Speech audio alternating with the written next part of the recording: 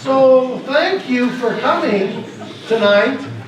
I'll share with you the story of what's happened to me since I was sent by the Archbishop here to Lady of Fatima 50 years ago in this particular time with Father Vim Siriani.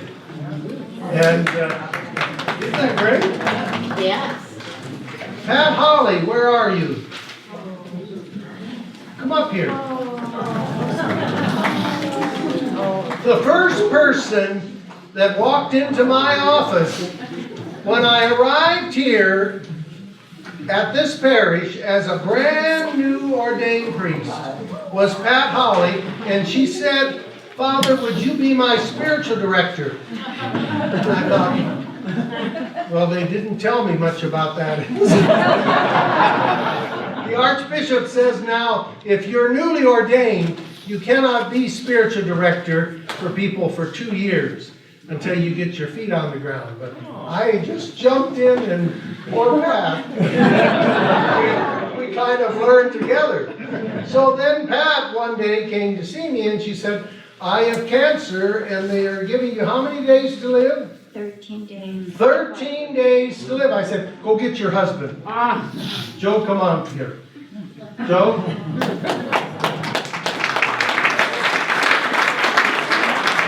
We're going to face each other, join hands, and I said, I want you to join hands and pray together every single day. She was only supposed to live 13 days, and now it's been 50 years.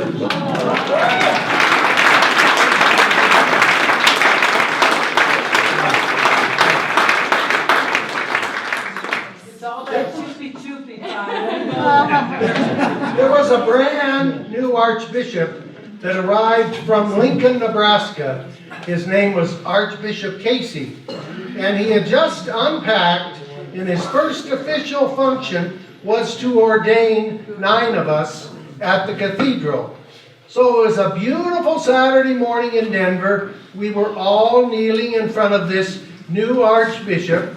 And I looked up at the crucifix and I said, Jesus, I cannot do this without you.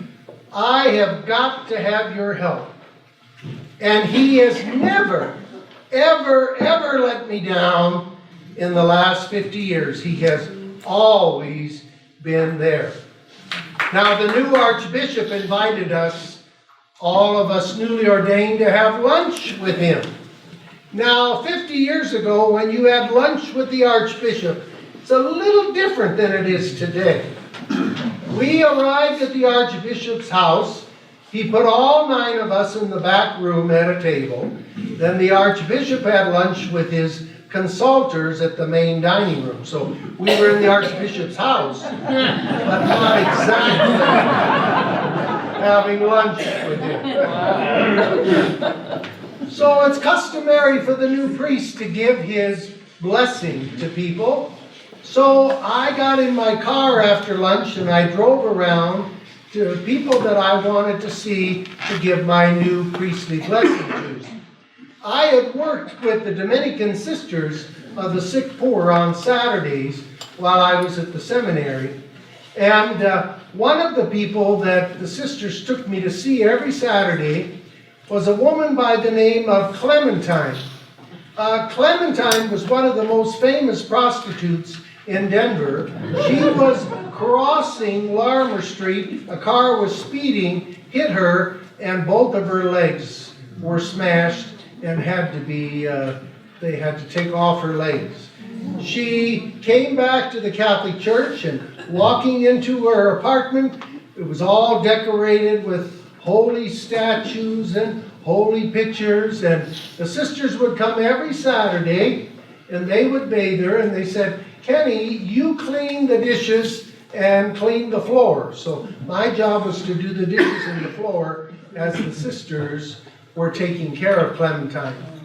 So that afternoon, after I was a newly ordained priest, I went over and I said, Clementine, I just got ordained a priest and I came to give you my special blessing.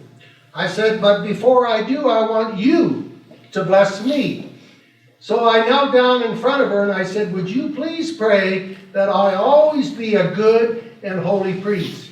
And she started to cry and she says, I don't know how to do this. I said, just put your hands on my head and pray. And she did. She came out with an absolutely beautiful prayer.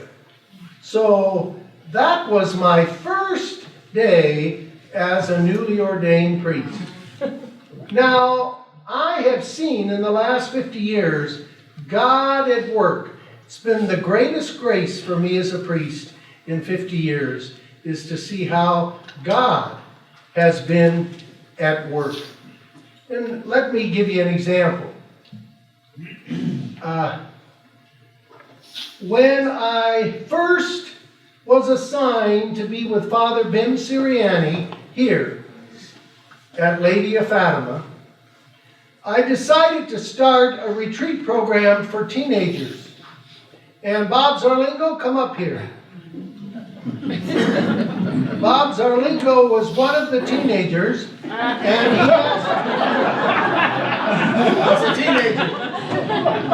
he has the distinction of being the first teenager that I heard confessions when I was a brand new priest.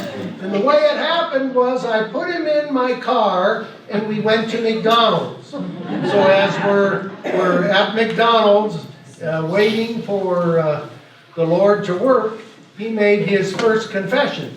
So I said, for your penance, I am starting a weekend called Search for Christian Maturity.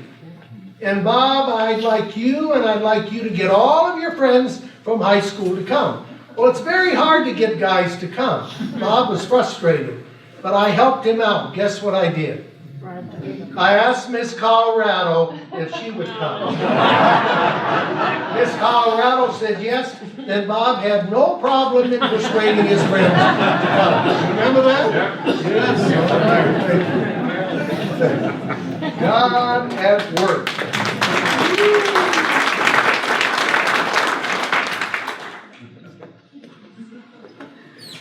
I was then transferred. I was only here for 1 year, and then they transferred me over to East Denver to be a chaplain. They wanted to start putting these young priests in the high schools as chaplains. So I was assigned to be chaplain at Matchbuff High School. And that particular summer, I was driving down the street, and the Lord told me, turn left and go east. Now I've learned when the Spirit says something, do it. Do it when the Spirit says, 'cause I don't know what God is always up to, but He's always up to something. So I turned left and started down the street.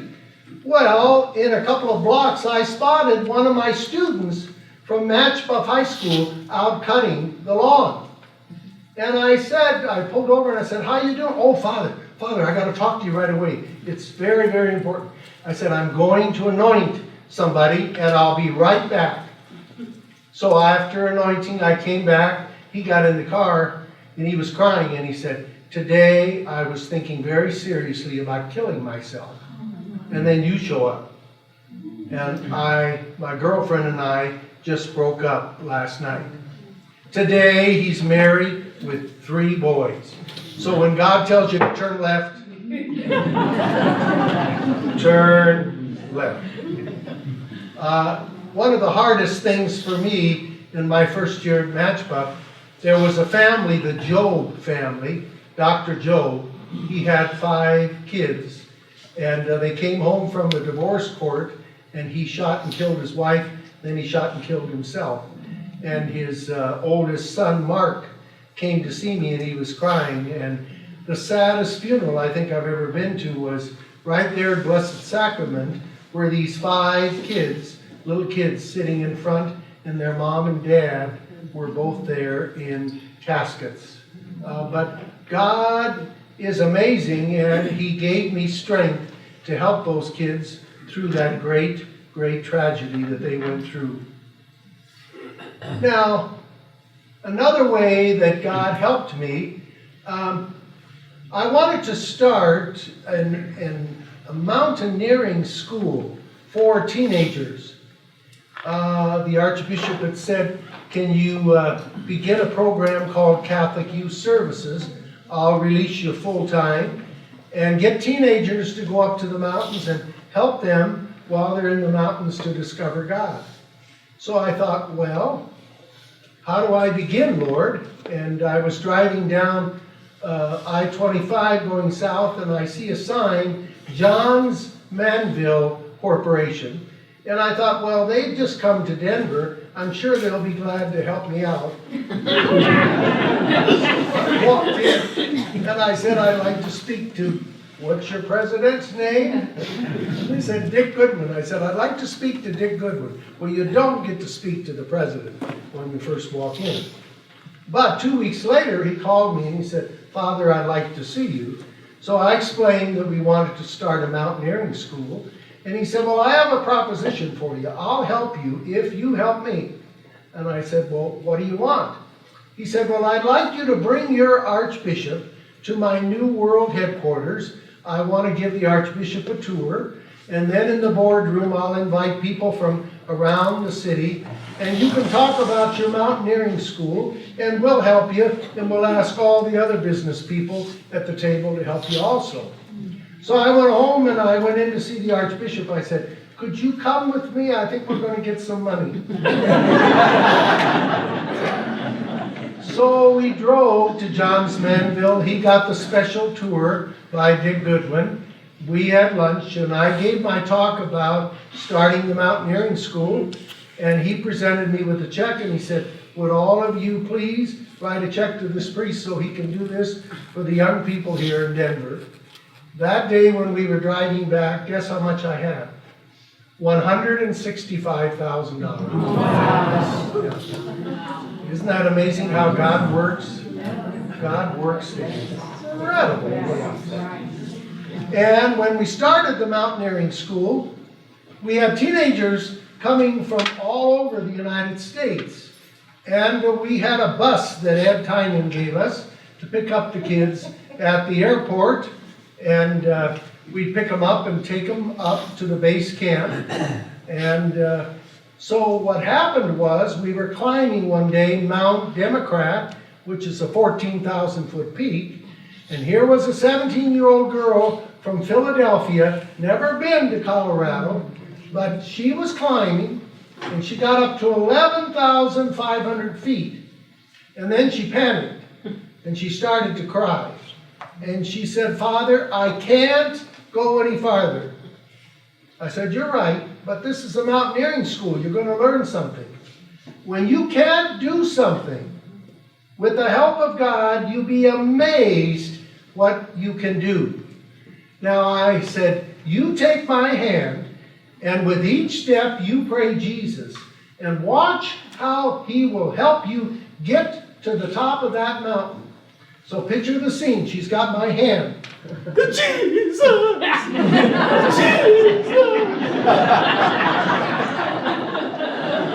But she made it to the top. And when we were celebrating Mass, wow. I mean, the look on her face. She'll be telling that to her grandkids. You know, that experience she had on the top of Mount Democrat. Yeah. It's amazing how God works. Now,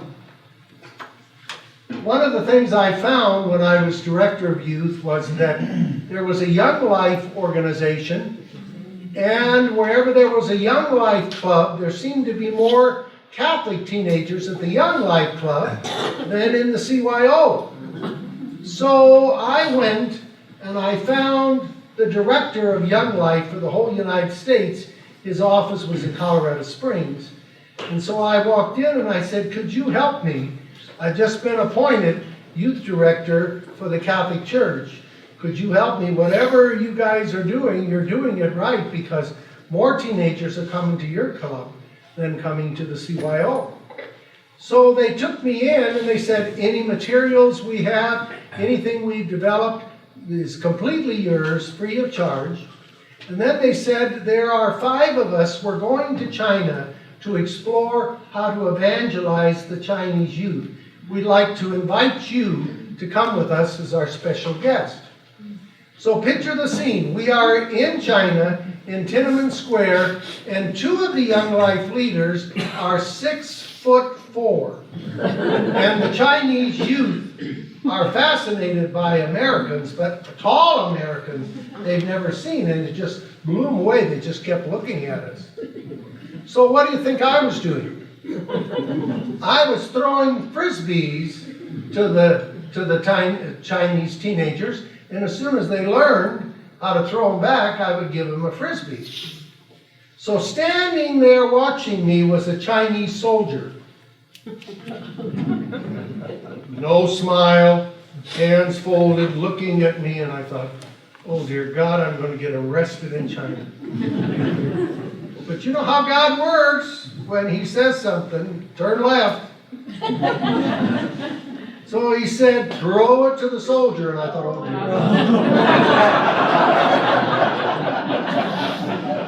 God. Word to trust. You know, God says something, do it. So I said, well, I'll spend the rest of my life in Chinese food. But I threw it to him. He smiled and caught it and threw it back, and I said, oh, thank you, Jesus. Oh.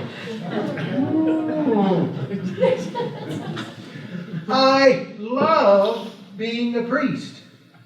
I was so excited about being a priest that I went 7 days a week, because what I was doing was not work. It was exciting. Helping God and all that God was doing and seeing what God was doing. The problem was going 7 days a week with no rest. After 3 years, I almost burnt out. So I went to the Archbishop. I said, I would like to go to the Trappist Monastery in Kentucky, where Thomas Merton was, and make a retreat during the summer, to do a 60-day special directed retreat. And he was wise enough to let me go. And I noticed I was so burnt out that it took me about 30 days just to start to feel like a human being. And one day I was going through the monastery library, and I spotted a book, and it was The Life of Fulton J. Sheen, Archbishop Sheen. And I started to look through it, and I asked the monks if I could read it. And as I studied it, what amazed me, where he got all that he got to do the TV shows, he said was from a holy hour that he took every day. Now you got to remember, when I was in the seminary, we had a holy hour once a month. Today in the seminary, we have holy hours every single day. But I was not that familiar with the holy hour, because we only had it once a month in the seminary. But he said that's what kept him going, was a holy hour every day. So I thought, well, if Archbishop Fulton J. Sheen can do it, I'll try it. So I got back and I started the practice of every morning getting up at 4:30, fixing a cup of Starbucks coffee, and then spending the first hour with Jesus in a holy hour. And that has been the most incredible blessing. Sheen was absolutely right. If you ever find an adoration chapel, if you're ever living nearby one, every once in a while just stop in and spend that personal time with Jesus. And you will never, ever, ever regret it.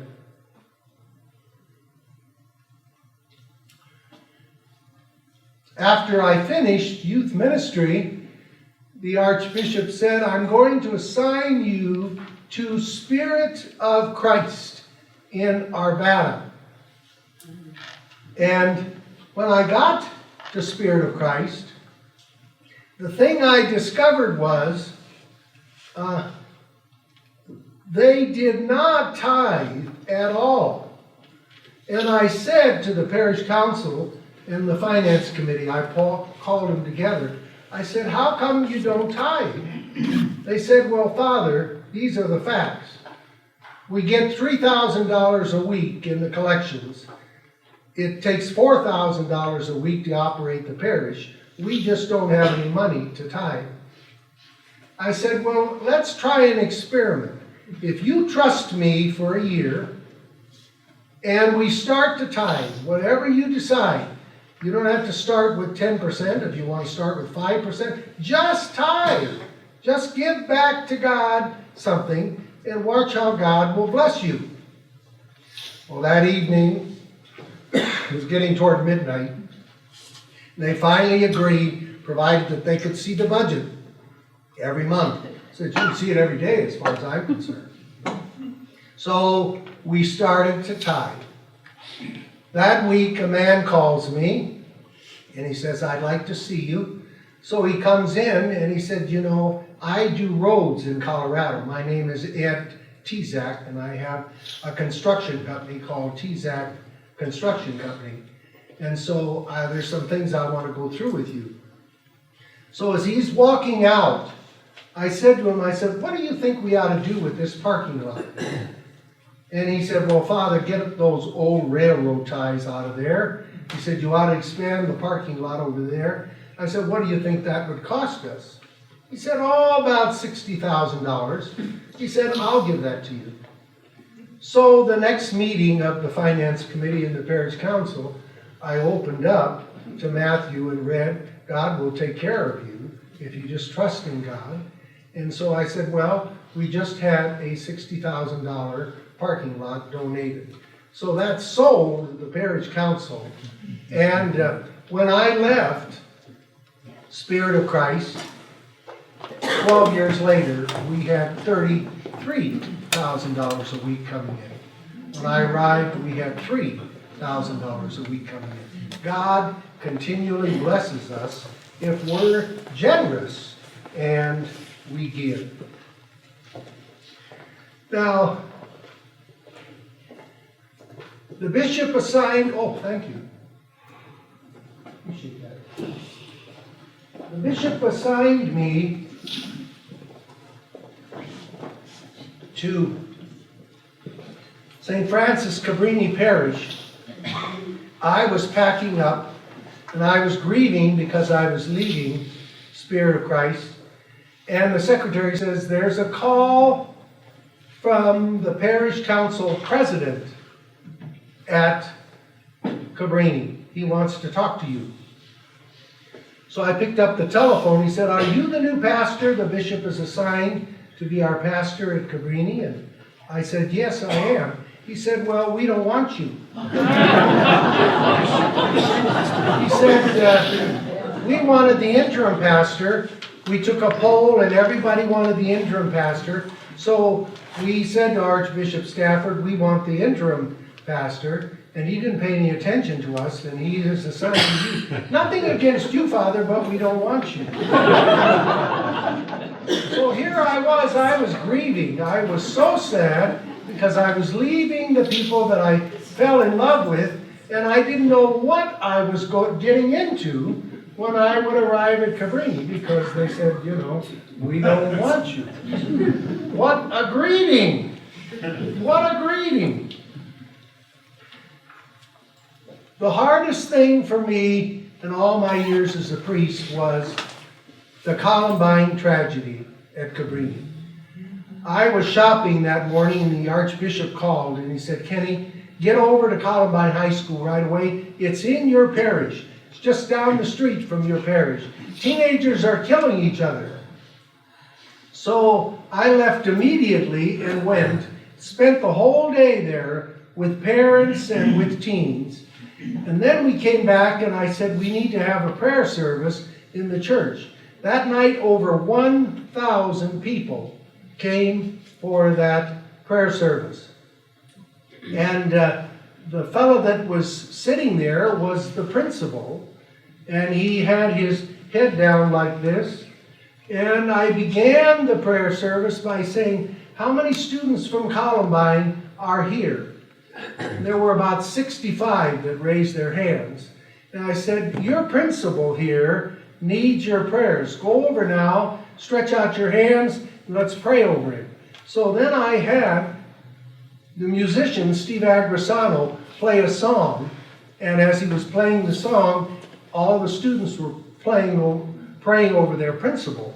He got up to the pulpit and he was like a totally different man.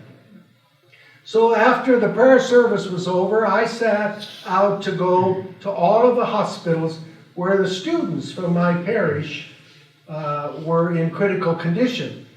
And as I was going into the parking lot of Denver General, I said, Jesus, please help me find Lisa Kreutz.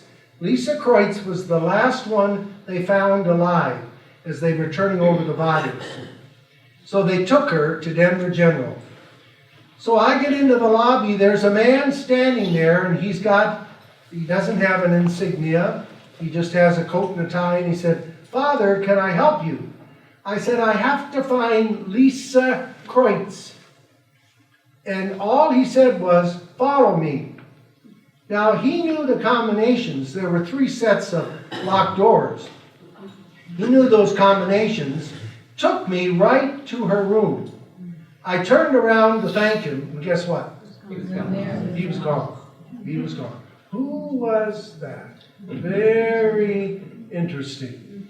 So then I left, and I went to Swedish Hospital, where Val Schnurr was. And when I got to her room, her father was holding her hand, and she said, when he pointed that gun at me, I looked into his eyes, and she said, Father, I have never seen such evil in my entire life. And after he shot me, I pretended like I was dead. I just rolled under the table so he wouldn't come back and kill me. And Val's father, Mark, said to me, I am so grateful that my daughter is alive. I want to do something. I said, well, Mark, why don't you try something? Why don't you contact the state of Colorado, see if you can have a license plate made with Respect Life and the Columbine on it, and that each time that people see that, they'll learn to respect. And so Mark went and put together that, and so if you're driving down the road and you see the license plate Respect Life, that came from Mark Schnurr standing by the bed that night at midnight, wanting to do something for his daughter who was alive after that shooting.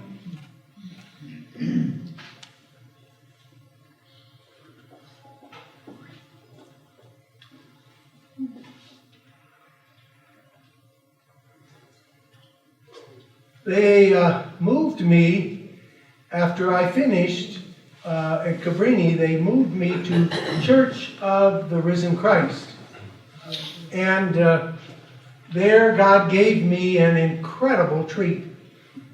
There was a young man that I had given spiritual direction to, and when he was ordained, the Archbishop said, I'm sending you to help your spiritual director.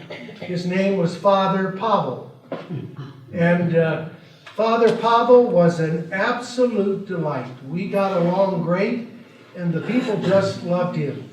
He came down the aisle one Christmas, and he had this Christmas bag, and he said, somebody gave me this gift for Christmas. And he pulled out Polish sausage, and he was going to I said, Father Pavel, you've got to be careful, because you'll get more Polish sausage than you can ever eat. And one day I came for Mass on Sunday, and the maintenance man found a black wig that was in the ladies' dressing room. I don't know what kind of ritual they went through before the wedding. But anyway, he said, should I throw this away? I said, no, don't throw it away. I'm going to give it to Father Pavel. Father Pavel comes in for Mass. I said, we have a gift for you. So I gave him this, and he put it on his head, went down the aisle and said, good morning, everybody. Look what Father Ken gave me. But we had just an absolutely incredible time together. Now, one of the things that I've always done as a priest is gone to bless the homes and have dinner. Because I can't cook. I can't. So each night I would go out and bless and have dinner. And one night this fellow by the name of Michelangelo invited me over and he said, "Oh, Father," he said, "I just love spaghetti." I said, "Oh, Mickey, I love spaghetti too. We just had a great time eating spaghetti at his house." 6 months later, I get a call from his daughter, and he's at Porter's Hospital. She said, "Father, my father has been in a coma for 3 days and he's dying. The doctors do not think that he'll live throughout this day. Could you please come and anoint him?" I said, "I'll be there right away." So I got in my car. When I walked in, I recognized who he was because he had fixed me spaghetti. So after I anointed him and did all of the prayers for the dying, I went to his ear because they say hearing is the last to go. So I said, "Mickey, when am I coming back to your house for some more spaghetti?" His eyes opened, he sat up and he said, "Father, when do you want to come?" I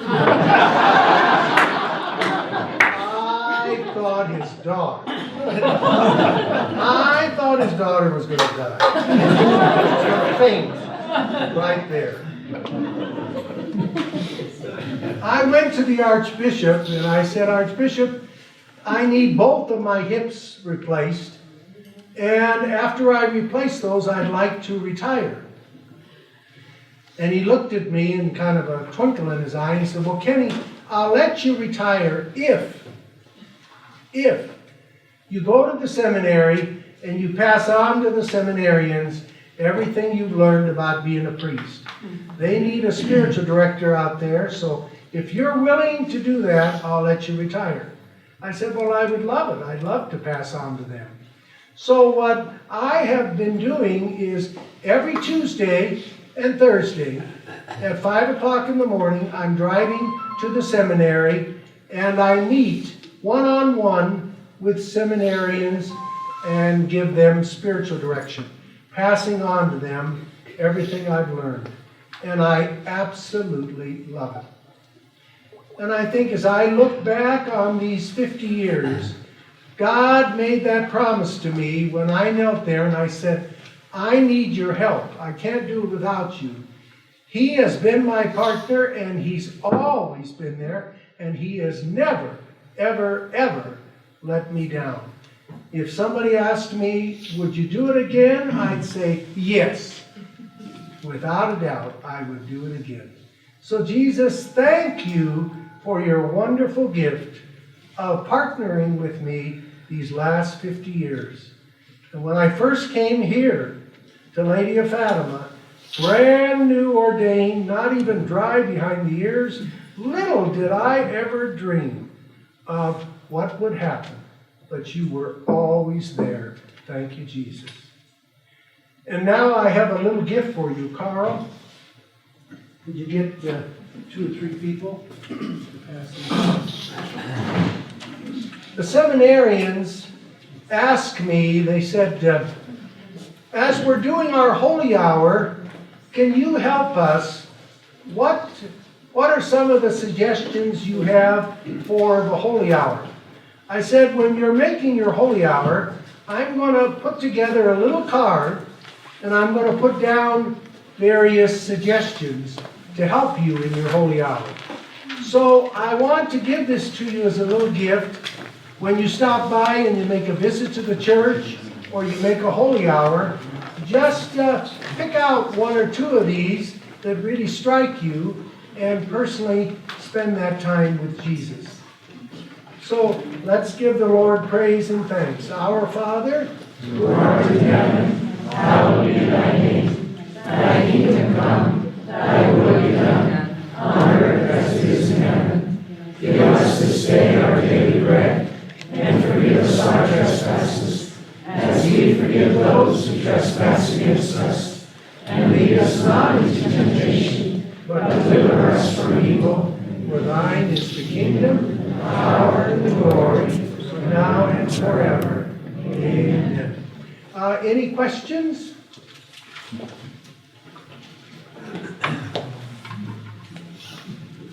Yes. Monsignor, can you talk about your association with John Erger?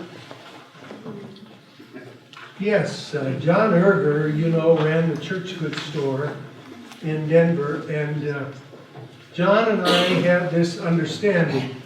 People would come to me and they were having financial problems, and I'd say, I'll get back to you, and I would go to John, and John would take care of it, so I was the middleman.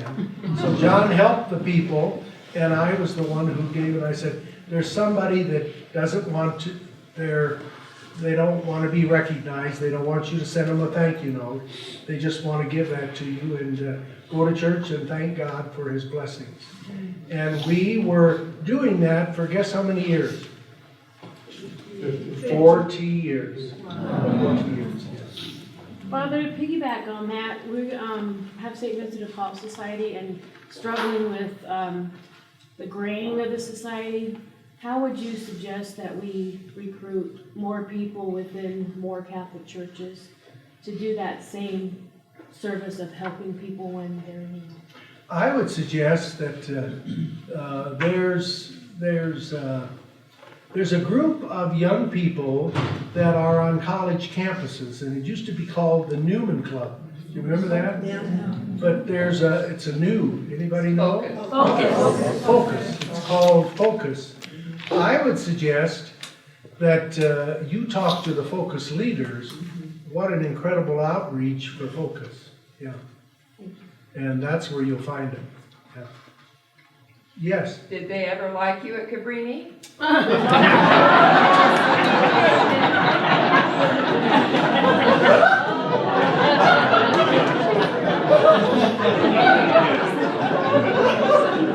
Oh, that is great. I'll answer your question. After I was there 12 years when the Archbishop was going to move me, that Sunday I spoke at all the masses, and each one brought me a love letter. Evidently, somebody had told him it's his last Sunday, bring him a love letter. Guess how many love letters I had? Wow. Over 1,000. So I guess the answer is yes. It was hard for me to read those because I was grieving. I went to a little hermitage, put out the Blessed Sacrament, and I'd read about 30 or 40 every day, you know, and cry and cry and cry. And at night I just put the Blessed Sacrament by my heart so the pain could go away, so I could sleep a little bit. But it was very, very difficult. The night I left here and went across town to Blessed Sacrament Parish, I put all my belongings in my little car, and as I was driving, I was bawling like a baby because I missed all of you. You know, it's hard. That's the hardest thing I tell the seminarians for a priest. You get to know people, you get to love people, you meet people in their special moments for their weddings and baptisms and first communions, and it's very hard. You grow to love them, and then you're pulled away to someplace else, and it's hard. It's very hard. Yeah. Monsignor, Yeah. so small community has always been a really huge part of your life. Can you speak to what it's meant, what your small community has meant to you being a priest, and how that's been a support for you most of your life? Now, one of the things I realized is I almost burn out when I was at Gethsemane at the Trappist Monastery, is I was begging God to give me a group of people that I could meet with on a regular basis that would challenge me, because I was out of balance, you know. If you've got a group of people who love you, they'll tell you if you got bad breath, or they'll tell you if you're out of balance. And that's what I was craving, and so I asked God to do that, and God gave me some incredible people, and we've been meeting together all these years, yeah. Father John Lager is one of those. Yeah. How did the two of you end up meeting? You and John Lager? He came to help me out at Spirit of Christ one Sunday when I needed some help, and we became friends. Yeah. Yes. Monsignor, one of my best experiences was at your gathering of men in Estes Park. And I wonder if you have any stories that you could share about What your happened father.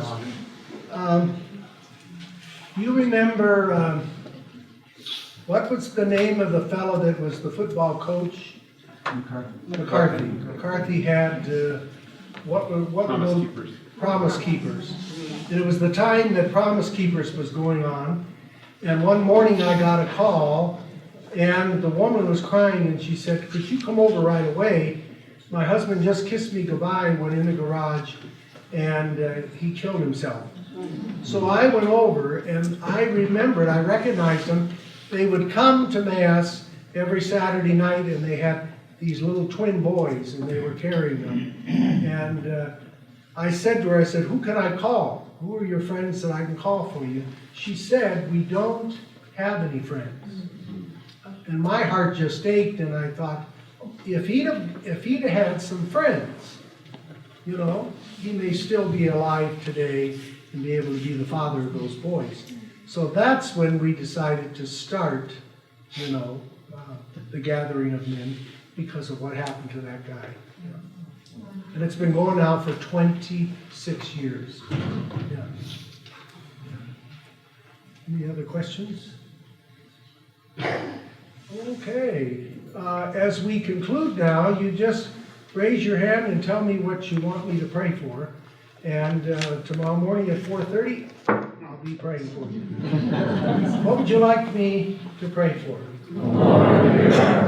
Now, before we all conclude together, I just want to tell you one story about these men that come together and the women that come together every year. You know, the gathering of men in January, the last January, always of every January at the YMCA. The women get together in March. On one of those, a couple of years ago, on Sunday, as we were celebrating, I said, would anybody like to come up and say something? And this guy came up and he said, what I'd like to tell you was last year I came to this gathering of men and I had cancer and I came up at the Mass and you had all of the men stretch out their hands and pray for me. And I went home and I took off my socks and there was all kinds of black gunk coming out of my big toe. And he said, I'm up here today to tell you I'm totally cancer-free, and I want to thank all of you men for praying for me. So just continue each day to trust Jesus. He will never, ever, ever let you down. Glory be to the Father, and to the Son, and to the Holy Spirit, as it was in the beginning, is now, and ever shall be, world without end. Amen. In the name of the Father, and of the Son, and of the Holy Spirit. Amen. Thank you for coming.